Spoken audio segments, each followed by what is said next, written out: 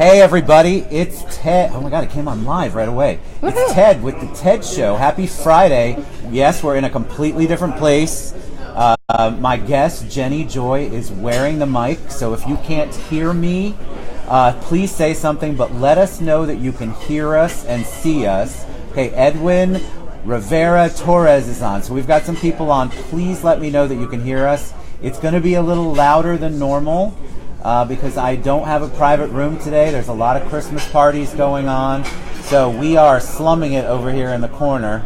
And Jenny is kind enough and flexible enough to put up with this. So let us know you can hear us. Hey, Rhonda, let us know you can hear us. Okay, Dan. Oh, thanks, Dan, for that. All right, perfect. So welcome to the show. I mean, I'm so excited to have you. So I know we became friends. It's got to be Facebook. We have a lot of mutual friends. We do.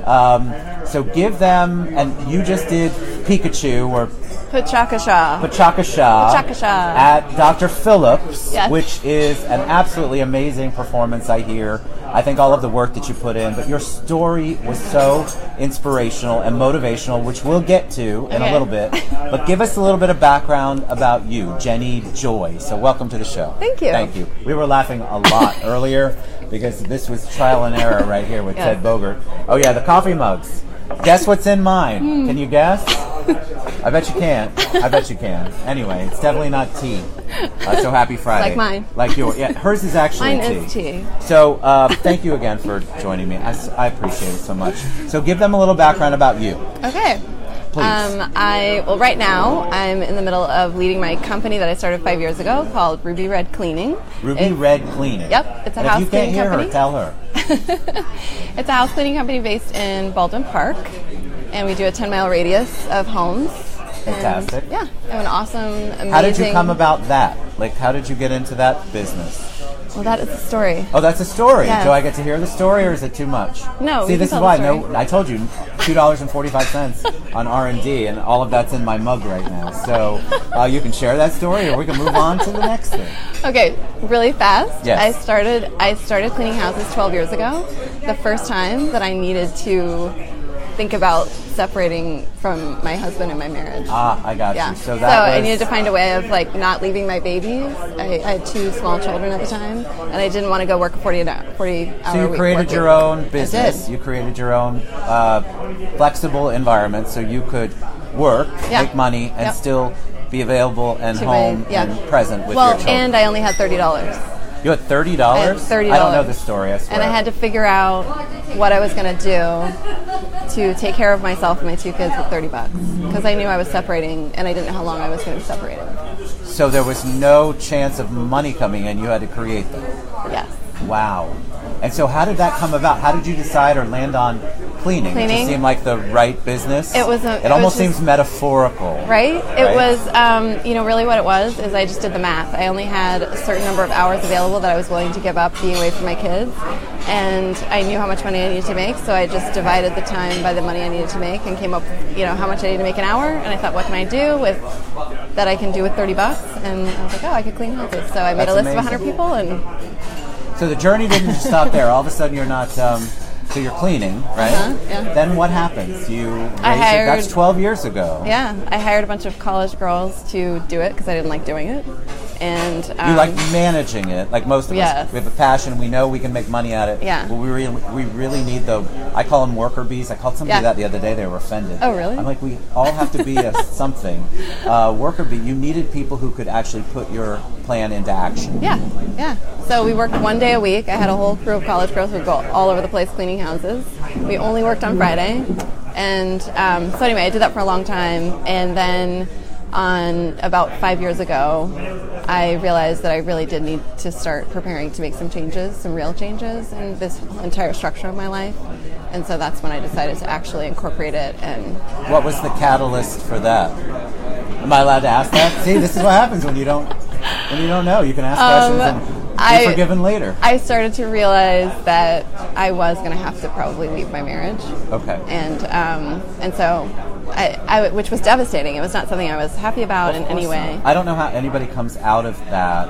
Yeah. I've been blessed because I'm an angel and I've been married for, she's an angel for almost 27 years, but it's a lot of work. But I have a lot of friends who have gone through it, and it's devastating. It's not like something you just all of a sudden decide, well, I think I'm going to have pizza tonight. Oh, and I'm going to leave my marriage. Yeah. It's not like that at all. It was just so tough. So anyway, so that was 5 years ago. I wrote 2 business plans at the beach. One for something I wanted to do with my heart, and then the other that I knew I could just make money. And so I was like, well, I should just turn my cleaning business into something that can actually grow, and I can market it and all that stuff, and that's what I branded it. And yeah. I love it. And where does the name come from? Just a brainstorming session. I was tossing around ideas, and we came up with there's no place like home, but then I was like, no, that's way too long. And then I thought, that's you know what? where There's no place from. like a clean home. Ooh, that's kind of that. like, And then I thought, well, if we named it Ruby Red Cleaning after the ruby red slippers, all the girls could wear red shoes when they clean, and that's super marketable and sticky. So do they actually wear them? Oh yeah. Oh my God! I have one that wears that. like little sequined red sneakers. What a great marketing idea! Yeah, it's really fun. I really do love fun. that. Yeah. I really didn't know that beforehand. I promise. Now you do. Now I do.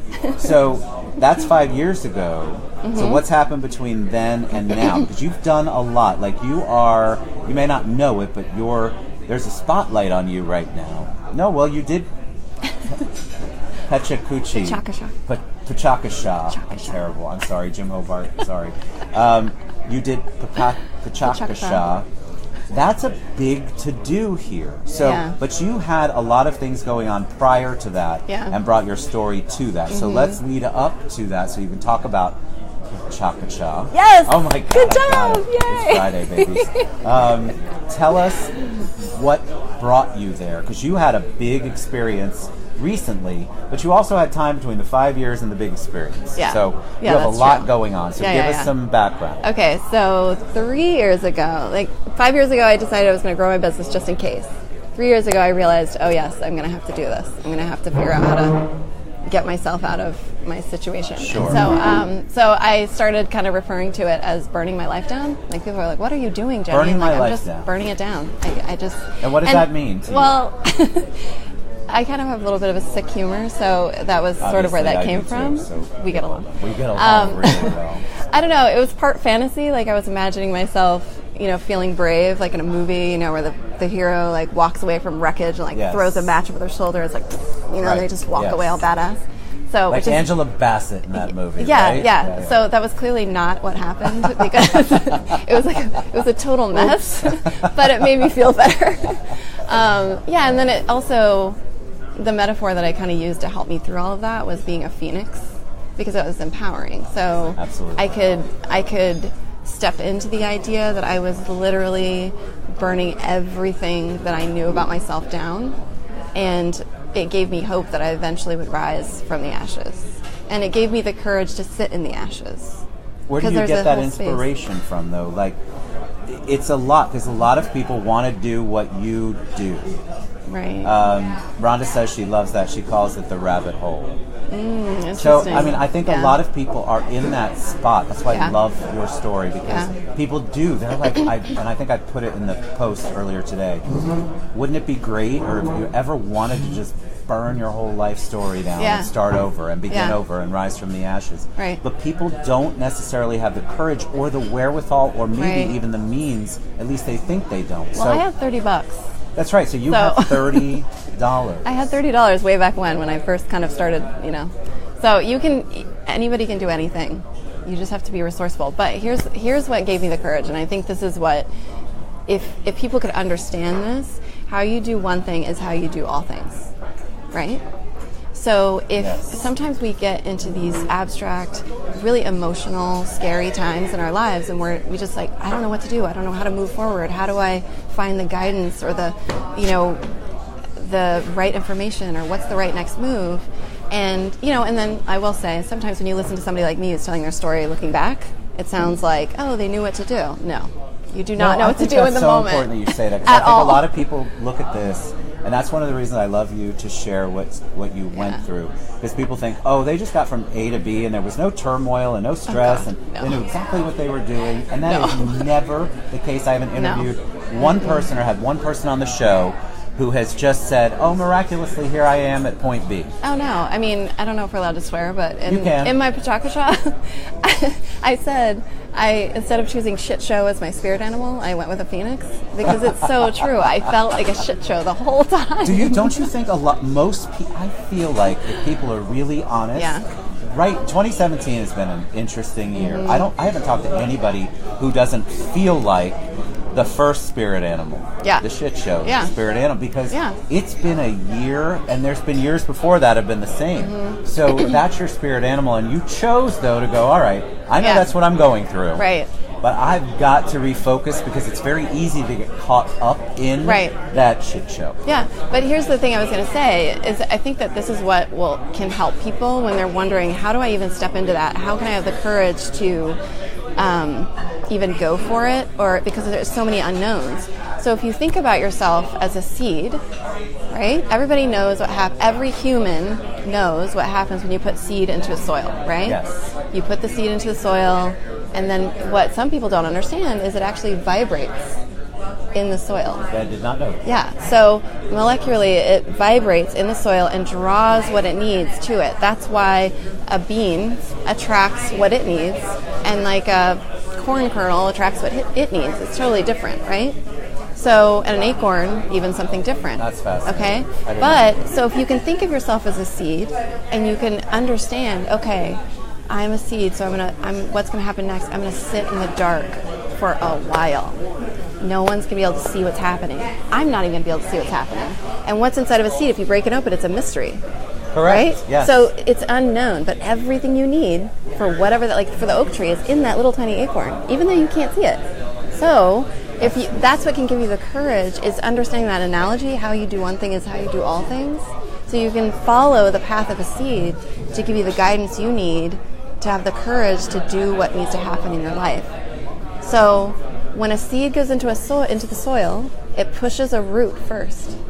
That's the first thing it does. Is it breaks open, and it gathers what it needs, and it does it. There's no trying. It's just being, right? It's doing. Yes. It's doing comes out of its being, and then it pushes a root into the soil to anchor itself, and then keep gathering more, right? Yes. And none of this is seen. It's all in the dark. No one even knows it's there. And then, depending on the type of seed it is, and the environment and the soil it's in, like we were talking about. We were. Right? That was a beautiful conversation. Then you see a tiny little thing poke up. Then you see the green after all that time.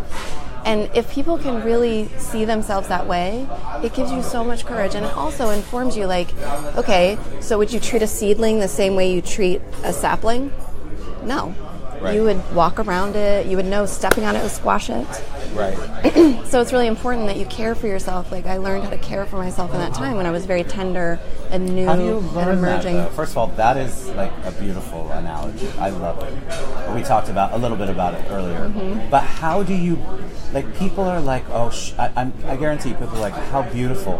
How did she know? Where did she get that knowledge from? Did you have people around you that were supportive? Did you reach out to people, or or did you just sit in the dark until? You tell me. I don't know the answer, obviously.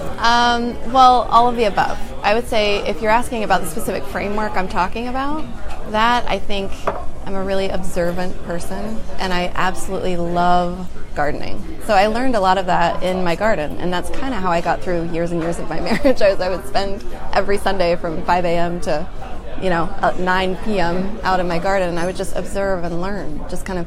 And the thing is you already know this. You already know.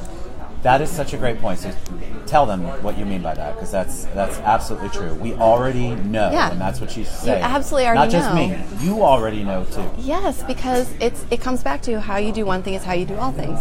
Yes. So what happens with us when we die? We get composted. Right? We return to the earth. I'm never dying, but right? So we return to the earth. And then out of that, so we understand that physically, but what I'm talking about is up in the top of Maslow's hierarchy where we're all self-actualizing, which is where we are right now, right? We're talking about developing ourselves.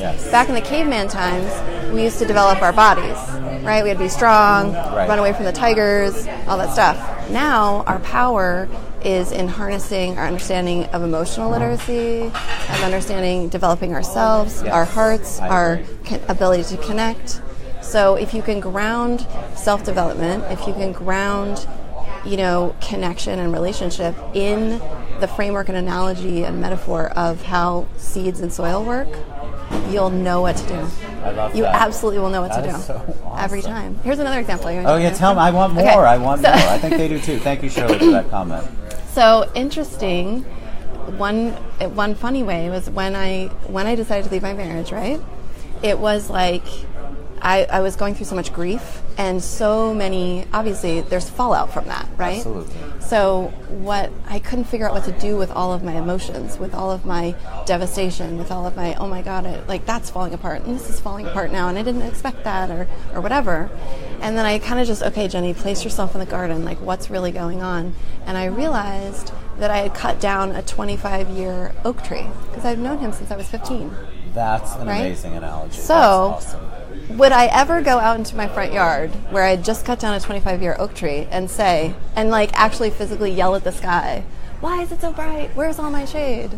I would never do that. You would not. But emotionally, I was expecting myself to behave as if everything was the same, or I was just shocked. But we would physically never be shocked going out into your yard.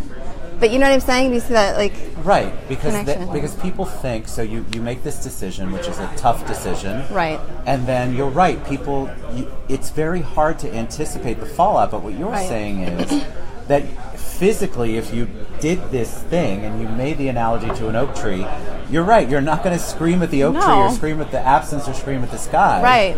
You know things are going to be different. It's going to be different, and you have to figure out how to compensate or overcompensate or figure out how to be flexible enough to embrace the things that are going on and go with the change. Well, right. And then physically, if I were to have a bunch of azaleas underneath my oak tree that were there for 10, 15 years, loving the shade and loving the sweetness of the soil and the exchange between the tree and, they live together and they're super happy. Well, when you cut that tree down, you're not going to go, I'm expecting these azaleas not to be scorched. Right. You're going to know, I'm going to have to move these. So you can look at your own life and go, okay, what are the azaleas that I'm going to have to move? Do I have anywhere to put them? There were some things in my life I just had to pitch. Right. There was nowhere else to put them. I think a lot of people are in that mode, but they're afraid. So we talk about purging a lot, and Facebook says it all the time, but I'm talking about life, not just social media. Right. There are so many people or so many things that we're doing in our life. We love you, Thomas. He's on. Hi, Thomas. So many things that we're doing in our life, or people that are in our lives that are not really good for our lives. Right. So, but we hang on to that in a very unhealthy way, and it brings us down, and then we can't figure out why we're still brought down. Right, but think about it. Oh, sorry, go ahead. So, okay, would you ever really do that if you had a yard and you had this beautiful crepe myrtle, let's just say, and it's just wanting to burst into blooms, but then you have this nasty vine that is growing all over it, all in it, and choking it out. Would you ever go, I don't know what to do about that? I guess I'll just sit here and let the vine choke it out. You wouldn't do that. You would never do that. You would never do it. You would immediately know what to do. And you would do it. What I find is people, so if you're using that analogy, people can see that and know what's going to happen. Yep. So they're afraid to make the choice to do it because it's easier to deal with the known than it is the unknown. Yeah. And I think people get so caught up in the fact, oh my God, what happens if I cut so-and-so out of my life? Or what happens if I don't do this anymore? Or I say no to something? Well, guess what? You're going to survive. You know, sort of, in your heart. That's what you said. You know. You know. You know. You have everything that you're supposed to know. You already know it. Yeah. So you know that that's going to be a positive thing. Don't fear that. Right. It's got to be better, in my opinion. It's got to be better than allowing that crepe myrtle to suffocate from that vine. Yeah. Meaning you suffocating by the people that you're hanging out with or the things that you're doing that you know are not good for you.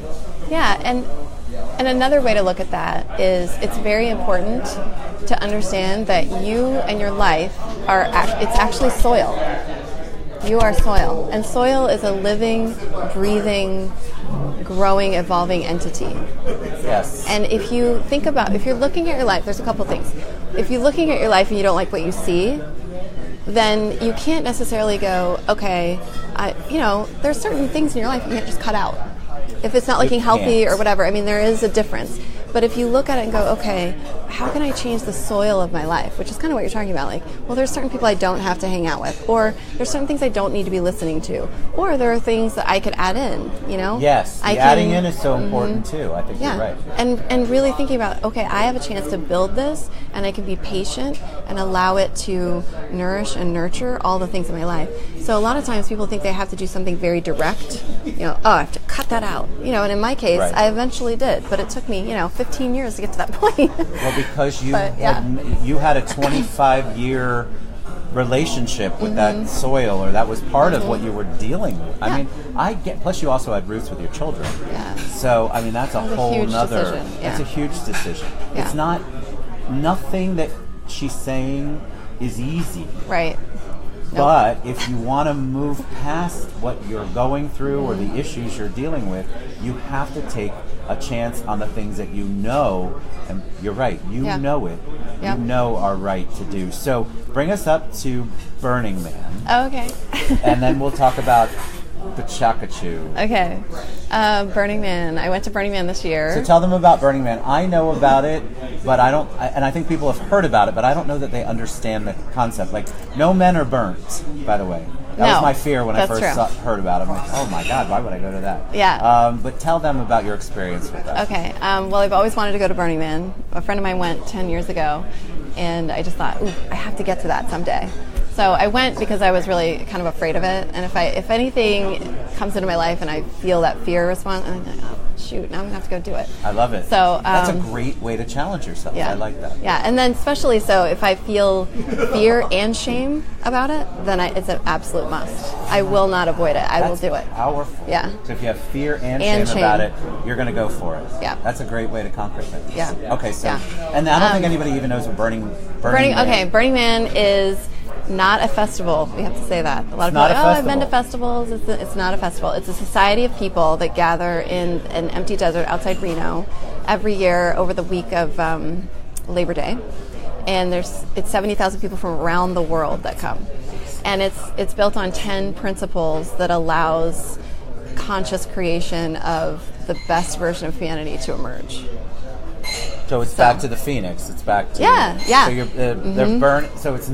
Again, actually, I had somebody ask me once, we're not burning men, are we? We're not... What's the effigy? Well, like, are we okay, burning so... a man as they do burn... Too? They do burn a man. I know they do. But explain to them what that... Because people are going to Google it and go... or they're going to Google the movie. Don't Google the movie. I have not seen the movie. Oh, it's completely not. Is it Burning terrible? Man. Okay. No, it's Nick Cage, so it's funny as can be. Oh, okay. But no, I've it's never definitely seen it. nothing to do with Burning Man. Okay. So there's art, there's music, there's a huge... it's set up as a huge camp. Everybody brings their own things. Everybody's radically self-reliant. But in the middle, every year, there's a new version of the man, and that gets burned at the end of the week. And what's the symbolism to that? Or what was it for you? What was it for me? It was kind of the finality of celebrating the fact that I'd done it. Some people are asking me like, oh, you went to Burning Man and burned your life down. I was like, oh, no. No. I spent 3 very long years doing that. Burning Man was more of a celebration for me of just sort of like letting loose and like rising from the ashes. Because, when I torched my life, I then sat in grief for, a good 2.5 years. How can you not? That's so important to talk about, because just because I love that, torched your life, just because you burnt your life down or burned your life down, there's still grief, there's still emotions. You just didn't do it, and you didn't do the Angela Bassett and set the car on fire behind you. I know, but it was a fun thought. It's a great thought, but you still there are emotions and feelings and deep-seated things that you are dealing with, and you have to go through the grief of that. You absolutely do, and that's the whole analogy of the phoenix. Like, what happens? The phoenix burns down, and then there's just straight up ashes for a long time, and then out of that emerges an egg. not another phoenix, an egg. That's correct. Right? Because there's still growth. You have to right, go through it. Yes. And you have to be willing to sit there in the egg and incubate and all that stuff. And if any of my girlfriends are watching this, they're going to be like, yes, we walked her through, You walked it through 2.5 years of hell. But yeah, so Burning Man is amazing. It's so much fun. It is a place where you can just completely show up. Okay, you know what it is? Tell me. It's immersing yourself in an environment where the ego is not driving. I love that. If Yeah. you're not ego-driven, I think a lot of people Yeah. want to not be ego-driven, but they don't know how to do it. Yeah. It's a lot to remove that ego part out of what you're doing. Because if you can do that, then you can actually go, all right, this is back to tending the garden and figuring Yep. out what's in the garden. Yep. If your ego's driving the ship or driving the boat, it's very hard to kind of really figure out what's happening all around you. Yeah, well, and you can never get rid of the ego, but you can become aware of it. Love that. And that's what one of the lessons I learned at Burning. I learned so many lessons at Burning. We could talk for I know, forever I love it. about Burning I'm Man. not stopping you. But one of the things I learned was I remember I was riding my bike. Because that's the mode of transportation is biking Is it? around. Yeah, Oh. yeah. Are there rickshaws? I didn't really see that, but it's the size of the lower part of Manhattan. Oh, It's massive. yeah, that's a lot. It's huge. Okay. Yeah. So anyway, we're riding our bikes around, and I remember everyone was kind of in my camp because I was a virgin. That's what they call people who are new, and my campmates were all who I had never met before I went. I went with 50 people I'd never met. And Love that, though. and then they were saying, like, just be prepared. You're going to get really overwhelmed. It's very sensory overload. You're just, it's such a wild environment. And it's like, okay. So I kept waiting for this overwhelm to descend, and it never did. I felt completely at home. I loved it. I just slipped right into the entire culture. But what became overwhelming was my own thoughts of self-judgment. Like Why? while Because I was you were writing, judging yourself for what? all kinds of stuff. Like I could hear in that environment where it's quiet. You're just in you don't have a phone. You don't have anything. You're just you, a bike, and people who are half naked. I mean, it's just kind of different. Okay. Talk about that later. Yeah. But anyway, so I realized, like, oh my gosh, I'm not overwhelmed by one of the most overwhelming experiences you can have. But what overwhelms me in my life is my own self-judgment. So I realized that my own self-judgment was bigger than Burning Man. What were you judging yourself for? All kinds of stuff. I know, and I get it. Trust me, I'm not saying it because I don't understand it, but I think people do. That is a lot of times that you're your own worst enemy. Yes. You hear that all the time. Very much so. So that's what you were dealing with there. Yeah. You had all I the confronted all of that. Yeah. Oh, good. Yeah. So, but how crazy is it that everything else is going so smooth around you and you're embracing it, and Yes. your own mind and heart and Yes. soul or whatever is telling you, no. You can't do that. You're bad at this. You're horrible. And that's what happens almost every day with people. Yep. They allow that to creep in. So what were you dealing with? What were you thinking? Was it because of your marriage? Was it because, it was just all everything. kinds of things. Yeah, it was like, I think it was probably, I haven't really thought about this, but it was probably the cumulative weight of all my choices and all my decisions. Sure. And if I shoulda, woulda, coulda. Did I do this right? I should have done that, or Yes. what if I would have done this? Yes. What if I would have tried that? Or, all this stuff. And, or even just dumb stuff like, oh, my body, or, like all these different Because things. we're so hard on ourselves. Right, exactly. We're the hardest on ourselves. You think people judge you for how you look? You're the worst person to judge you for how you Yes, look. I'm that's telling true. you, you have to. Women are horrible on themselves. Well, yeah. Dudes are not. We're not as bad as you all. But women are it's very harsh, and men Yeah. don't think like that. Yeah. So you're dealing with all this, Yeah. and then before you left Burning Man, did you come to some sort of peace with that, and you got through it? All right, tell them about that. So I talked about this in my Pachaka Shot too. Okay, good. I'm going to get that word right. I went to Burning Man with a Phoenix costume that my sister made for me. Nice. It was amazing. Well, I didn't know that either. It was That's so awesome. cool. Yeah. So I went to the temple because there's the man and then there's the temple, and the temple is an amazing experience. It's very quiet. It's very hushed. The energy there is insane. People have left all kinds of memorials to other people and even to themselves, things they want to let go, things they wish would happen, prayers, all that kind of stuff. Oh my God, that's so awesome. So I went there in the Phoenix costume because I was you went in? yeah, That's right, okay. I went wearing this fierce, crazy awesome Phoenix costume. Was that hard for you to do? Like, No. or were you okay? Good. I was like, yes. I was so That's excited. empowering. I was feeling like super fierce and primal and like all that cool stuff. I love that. And then it was kind of near the end of the week, so I was super. You become more acquainted with your primal self. Sure. Big time. Right. It's a progression. Yep. Yeah. So anyway, so I went, and when I got there, I was kind of like taking pictures and all the stuff, and then I instantly felt. Well, there was a moment I saw a guy like who was dressed in normal clothes, which is different at Burning Man, and he broke. I watched him just slump over and just dissolve into grief or tears or whatever he was. And for some reason, that moment when I was seeing him, something like broke, and I was like, I have to get this costume off of me. I can't wear this anymore. This isn't it. I'm done. I'm here. How fascinating. Yeah. So there was a physical reaction to that. Yeah. And why was that? Was that so you saw him break, so what was the symbolism of having to get it off? I don't know. And in that moment, I didn't know. I just was going with my intuition. Wow. And, That's powerful. And so I had brought a change of clothes, which I was really happy about. Apparently you can be naked there, but we'll You talk can, about that later. yes. And over the course of the week, the everyone gets more and more. The clothing is less and less, necessary. But anyway, so I took it off and I hung it up at the temple to be burned. Wow, that's So I left it there. I kept the mask, but I left the entire costume and everything there because I wanted that to be a memorial to everything that I'd had the courage to do and all the mess I'd made. It wasn't like, oh, I'm so amazing and I created this whole new life. No, it was a total mess. I was a wreck and I was just sort of like fumbling my way forward, and I wanted to bring all the good, the mess, the courage, and all the sadness and all the grief and all that stuff was kind of in that costume for me. And so I left it there and let it burn up. And then I love that. And then I wrote over. Was there an emotional, are you bawling, sobbing at that point? Do you have a a moment of that, or how does that? Because I think I would imagine everybody reacts differently. Yeah. So the gentleman you were talking about that made you want to get that costume off, he had a breaking moment where he probably hadn't sobbed ever, or maybe not, and so that was so powerful for him. But for you, did you have a moment where you just broke? I broke open to joy. You broke open to joy.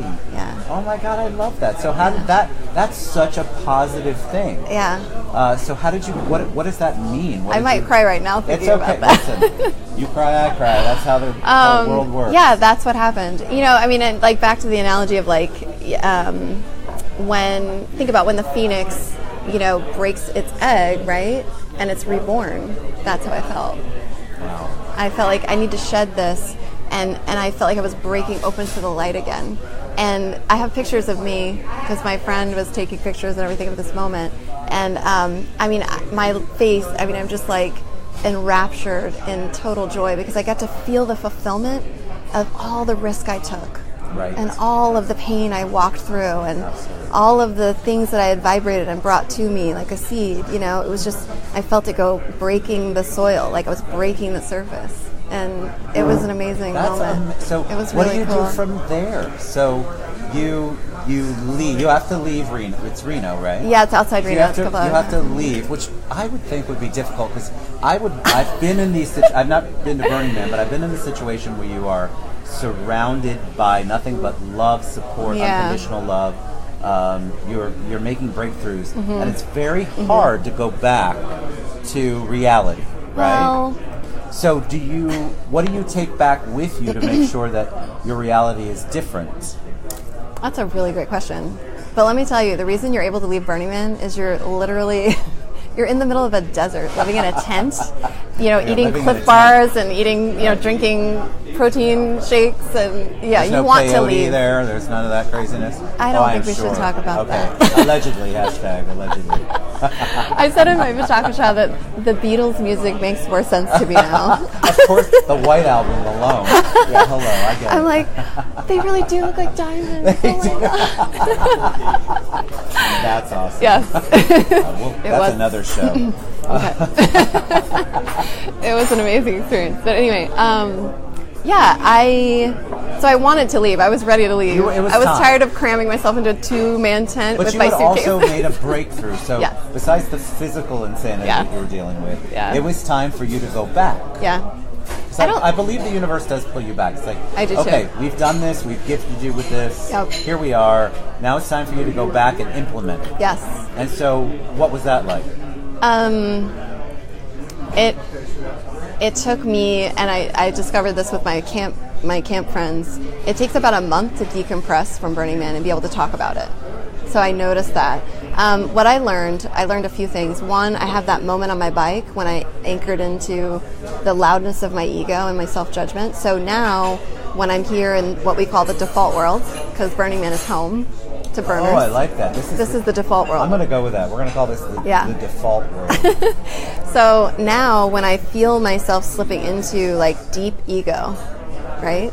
Or like I feel triggered and all that kind of stuff, I can close my eyes, take a deep breath, and put myself back on that bike. That's a gift. And That's huge. anchor into that. That's awesome. Into that like ego less, not done, but less of an ego And I situation. think that's another great point. So Yeah. what Jenny's not saying that she has no ego anymore, or Right. that she doesn't struggle, or Right. No, yes, I I think that struggle. the power in what you're saying is that there was a moment where you had clarity Mm-hmm. and it changed your life and your perspective, and then we're still always on a journey to Yes.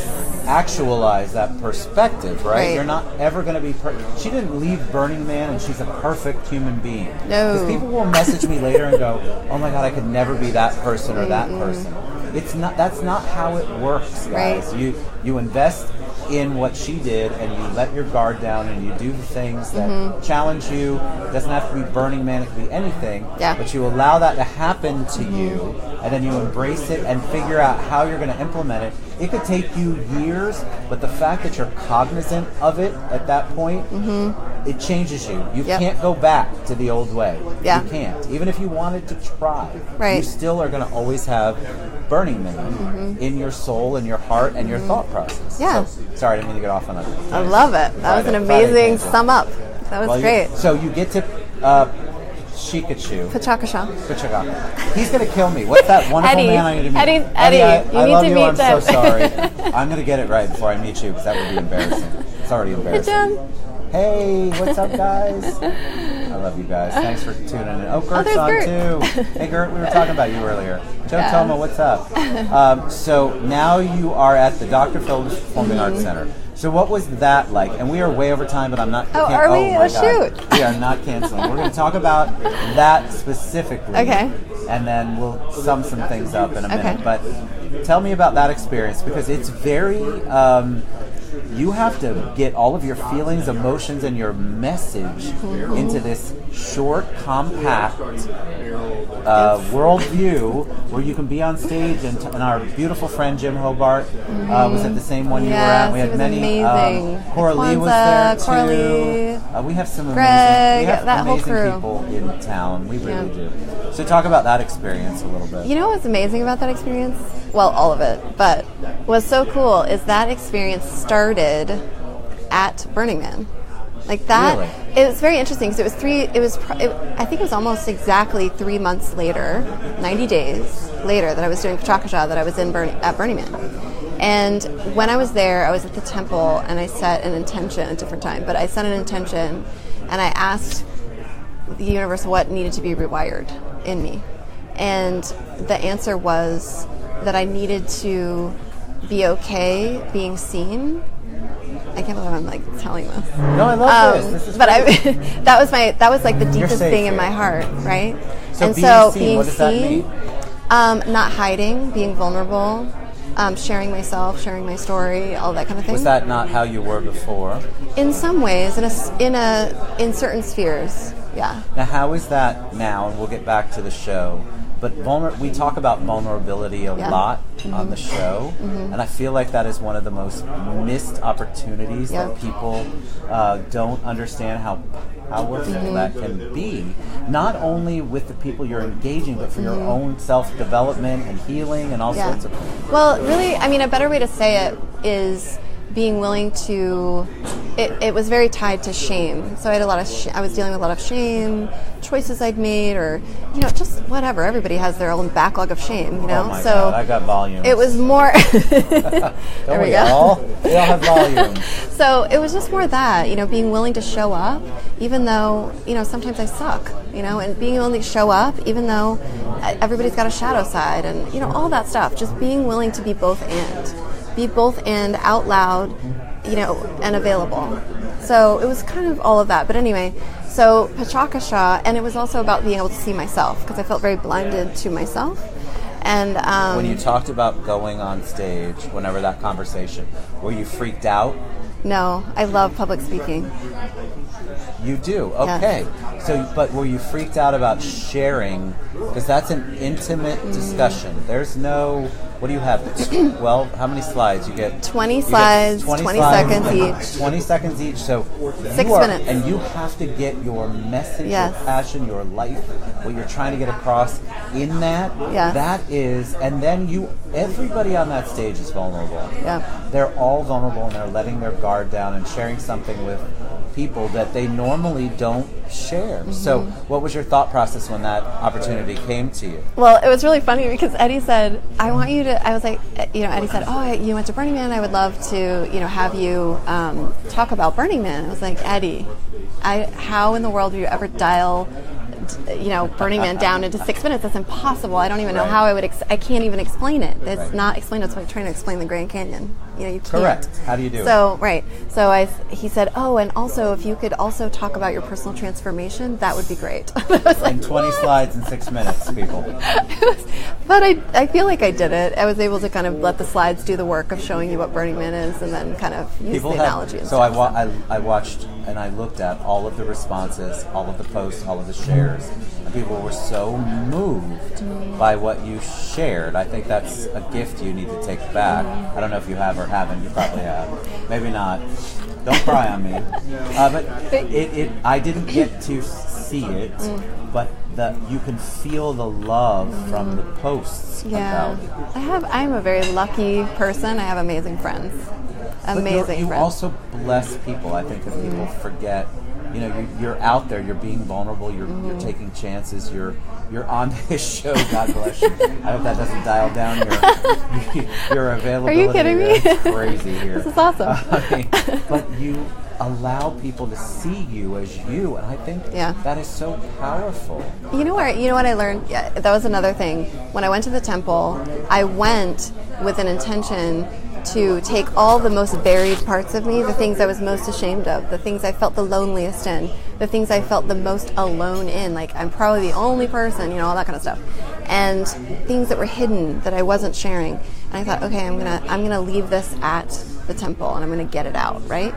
So I went to go do that, and as I'm walking around, I found everything, almost word for word, the stories, the pain, the hurt, the shame, written out in someone else's handwriting. That's amazing. And I thought, oh my goodness, the things that's what I was telling Rhonda earlier, the things that are the deepest and hardest and most hurtful and that we're most ashamed of are actually the things that we have the most in common. Because it was everywhere at the temple. Because people, one of the things, again, that we talk about a lot, I love to talk about it, is that you're willing, first of all, thank you for sharing everything. Your willingness to share that. People don't understand that other people are going through what they're going through. And so there is a lot. I had somebody that I know suicided. I've learned this word in the last day or two. People are going through things and they feel 100% alone, as if you're the only one going through it. Yeah. So in my opinion, your only chance to get that out is to reach people, is to allow them to see your vulnerability, look at their vulnerability, and the authenticity of, hey, I'm not perfect. I'm not the best in the world at XYZ, but here I am. This is me, my heart. And I think people really do. They sit in a corner. They sit in the dark, but not necessarily in a good place. Right, yeah. They sit in a bad place in the dark, no growth, and they think, woe is me because I'm the only one going through it. Yeah. You're not. And I want to stress absolutely that. are not. I posted something last night. Mary Tiffany, thank you for helping me. Posting that suicide awareness phone number. People feel alone.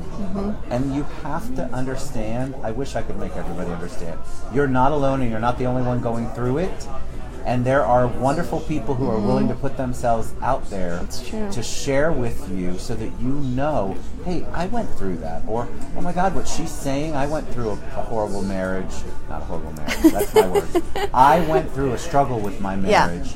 And now I've come out of it. I'm not perfect. That's the other thing I want people to know. No. She's not perfect. Nope. Okay, I'm not perfect either. I had to hesitate for a Thanks minute. for joining me in that. It took a lot. Hold on. We're going to go back to that later. But I'm not perfect. Nobody is perfect. And guess what? That's okay. Yes. It's okay. I want you to know it's okay. Oh my God, if I could hug everybody that's going through this right now. So what? And also, go can ahead, I jump please. in? Please jump in. Okay, so also, we don't worry about a seed when we put it in the ground. We trust the process. That's correct. We trust the process. We absolutely trust the process. So if you feel like you're in a dark time and you feel like you're dying, a seed does die. It completely dismantles. It dissolves into becoming. I love that. It dissolves into becoming. So when you feel yourself dissolving, if you feel yourself dissolving, trust it. Right. Trust it, because everything, you were born with everything inside you that you actually need, just like an acorn has everything inside of it to be a 500-year-old oak tree that spans a city block. Absolutely. You are bigger than that. You are fuller than that. You're more powerful than that. So just trust it, and then remember that if you don't ever push into the light, which can be all kinds of things, putting your story out there, asking for help, reaching out to a friend. I mean, holy crap, my friends know. I need help, help me, whatever. That's me pushing into the light. So what do? If you stay a seed under the soil and you never push into the light, you will rot. Yes. So allow yourself to push up, be vulnerable, be tender, be that little tiny seedling, and risk it. Just risk it, because then you can catch the sun. You can catch the sun, and then it'll take on a life of its own. It really will. I promise. I don't know how to end it other than there. You are a joy, Jenny Joy. Aww, this really. is so fun. Oh my God, you did an amazing job. I learned a lot. Thank you. I appreciate the fact that you took a risk and were able to share that with people, because I'm telling you, they might not say it now, and there might not be the people on here who will comment now, but it's impactful and it's important and it's empowering. So please know that you're not alone. You're not going through it. Somebody else is going through it. So reach out and don't go through it by yourself. Even if you have to reach out to me, Lord, or me, or Jenny. Yeah, please. So we're going to share all of your information after the show. Okay. We'll post it on the Facebook post when I do it later, and Jenny will do the same. Yeah. You are an angel. Thank you so much. I really enjoyed this. Thank you for helping us steward our stories. That's something I really think is so important, that when we are given a story, it's not ours. It's something that we need to steward, and that's what I think you're doing. Thank you so much. So that's what we want to do. We want we want to hear the stories. We want to know that we're not the only person in the universe that's going through this. And I promise you, you're not. So we love you guys. Happy Friday. Have an amazing weekend. Thank you so much for being on the show. Thank you for having me. I'm going to have a cocktail after this, and we're going to chit-chat. But you have been amazing and so inspirational. Lots of great comments, and we will respond to them later. Love you guys. We will see you next week. Have a great weekend. Bye.